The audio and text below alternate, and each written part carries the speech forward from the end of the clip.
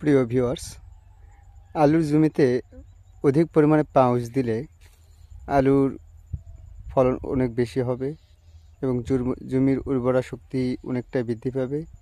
এই কারণে প্রত্যেকটা জমিতে অধিক পরিমাণ এই পাউশ দিতে হবে। এই গোবরের পাউশগুলো জমির জন্য অত্যন্ত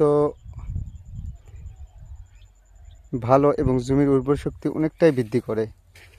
এতে করে জমির যে মাটি আছে, মাটির শক্তিটা অনেক বৃদ্ধি পাবে এবং আলু দেখা যাবে যে অনেকটাই ভালো পরিমাণ হবে। এই কারণে কৃষক প্রচুর পরিমাণে একটা করে জমিতে পাউশ দিয়েছে। এই পাউশগুলো ছিটাই দিতে হবে। ছিটাই দিলে ভালোভাবে ছিটাই দিলে পাউশগুলো যাতে প্রত্যেকটা জায়গায় সমানভাবে পড়ে। দেখুন কি পরিমাণ পাউশ দিয়েছে।